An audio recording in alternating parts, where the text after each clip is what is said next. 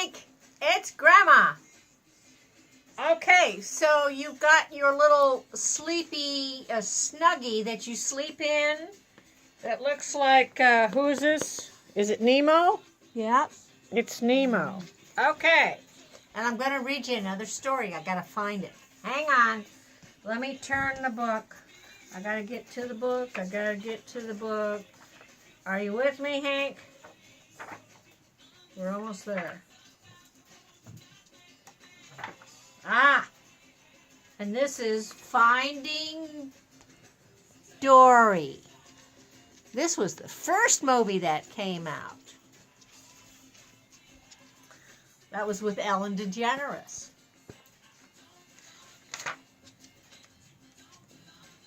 I wanted to find the fish anyhow. Okay, so here we go. And I'm just going to read. We don't have to see stories or pictures right now.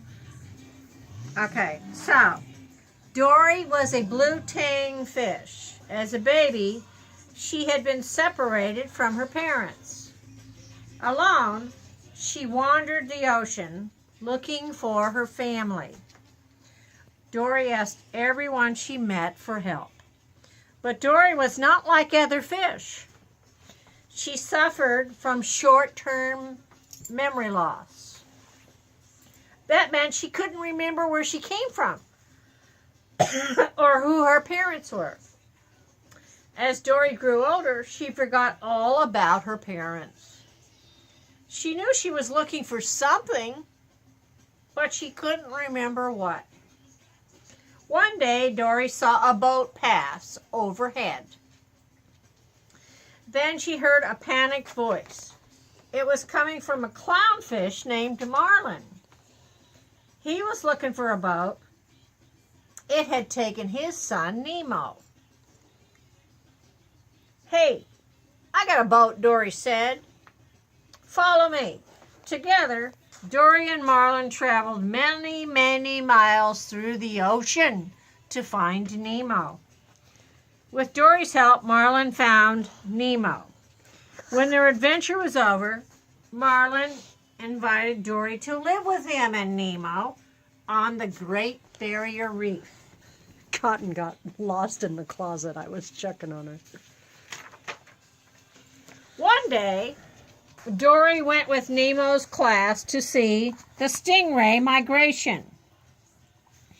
As the stingray swarm passed, Dory got too close and she was pulled into the undertow. As her whole world went black, she had a fuzzy memory of her parents. When Dory woke up, she thought she remembered something important. She just couldn't remember what it was. But Nemo had overheard Dory murmuring about the jewel of the Morro Bay. Just checking in. That's like what you're sleeping in, Hank. That little blanket. When Nemo and Dory, she remembered her parents. Dory knew she had to find them, but Marlin did not want to travel all the way to California. "Please, all I know is I miss them." Marlin remembered how much he had missed Nemo. Marlin and Nemo agreed to go with Dory. With the help of Marlin's sea turtle friend Crush, the trio soon made it across the ocean. When they got to Morro Bay, Dory swam around shouting for her parents. A group of hermit crabs tried to slush her, but they were too late. Dory had woken a giant squid. The squid chased the trio and grabbed Nemo. Luckily, it let go and the friends were all flung into a nearby forest. As Marlin comforted Nemo, he lashed out at Dory. "Go wait over there. It's what you do best." Upset, Dory went to find help. Suddenly, she heard a voice. She swam to the surface, following the sound. Nemo and Marlin caught up with Dory just as a pair of hands grabbed her. The two watched in horror as Dory was pulled onto a boat and taken away. The humans put Dory in a tank. and clipped a tag to her fin. Suddenly, an octopus named Hank over here. Suddenly, an octopus named Hank. Is your name Hank? Hank. Popped up next to her. Hank told Dory that she was at the Marine Life Institute, or the Jewel of the Morro Bay, California. Her tag meant that she was being moved to another aquarium. Dory realized that she was from the Institute, but she couldn't remember which exhibit she was from. Hank was supposed to be released back into the ocean, but he didn't want to go. Hank offered to help Dory find her family if she would give him the tag. Then Hank could go to the aquarium instead. Dory agreed. As the pair wandered the Institute, they met Bailey, a beluga whale who could use sound waves to see, and a giant whale shark named Destiny. Destiny and Dory had been friends when they were young. Destiny told Dory she was from the Open Ocean exhibit. She suggested to Dory swim through the pipes to get there, but Hank couldn't find the pipes. Dory was afraid she would get lost. She was determined to find another way. Riding in a baby stroller for transport, Dory navigated while Hank rolled them towards the open ocean. Then Dory saw a sign she recognized. She told Hank to go left. There was just one problem. The open ocean exhibit was to the right. The two ended up in the touch pool, a tank where children go to touch the creatures. Hank was scared that the kids would grab him. He was an octopus with 7 tentacles, but Dory encouraged him to just keep swimming. Finally, they escaped. Dory looked up. They had made it to the open ocean exhibit. Dory smiled at Hank. I think I'm going to remember you. She gave Hank a big hug. Hank took it and just felt so happy. You're going to forget me in a heartbeat, Hank replied. I'll have a hard time forgetting you. Gently, Hank dropped her into the tank. Meanwhile, out in the open water, Marlin and Nemo were looking for a way to save Dory when they met 2 sea lions. The sea lions said that Dory would be in quarantine. Marlin worried. How would he and Nemo get inside to save Dory?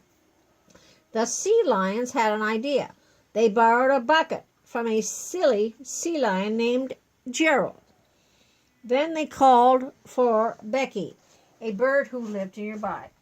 Scooping Marlin and Nemo into the bucket, Becky headed for the Institute. But on her way to quarantine, Becky got distracted.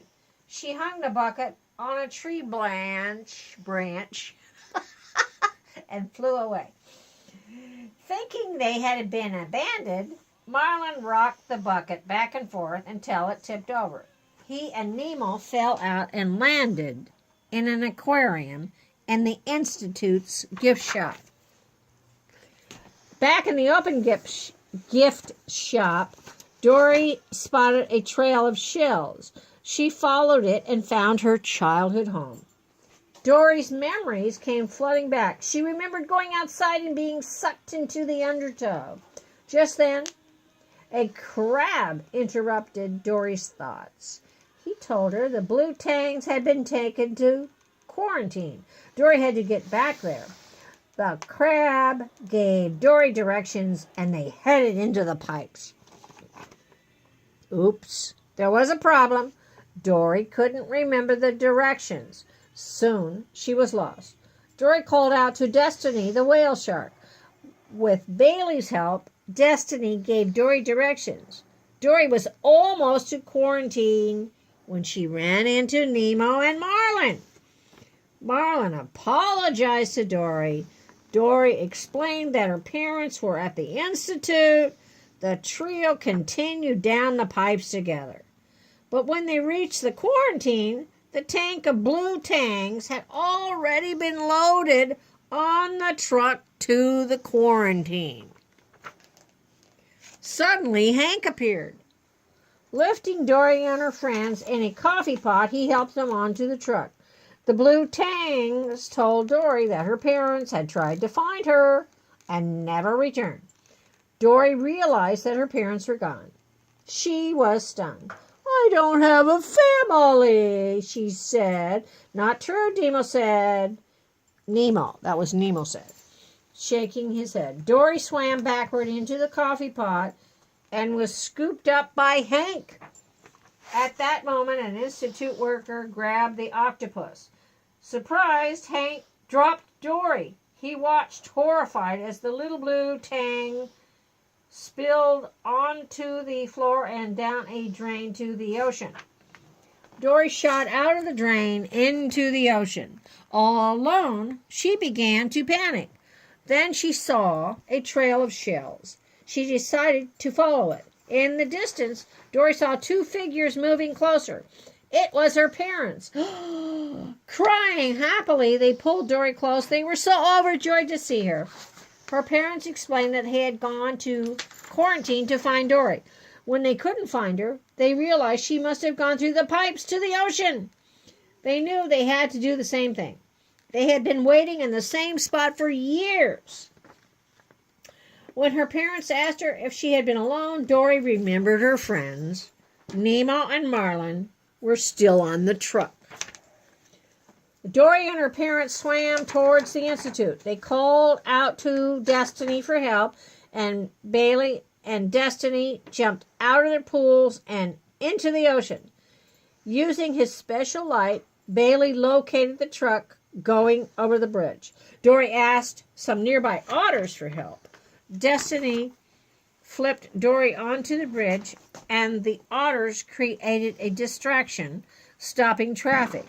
One of the otters caught Dory and brought her to the truck. Marlin called for Becky, who flew Marlin and Nemo to the water.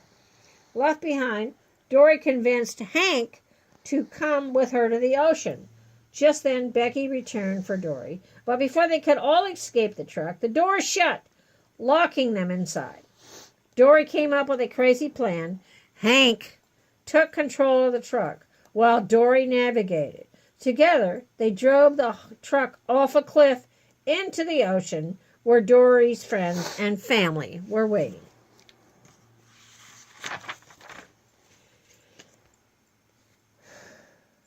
A short time later, Dory found herself back on the Great Barrier Reef. Hank, Destiny, Bailey, and Dory's parents had come to live with her. One day, Marlin followed Dory to the drop-off. Dory stopped at the edge.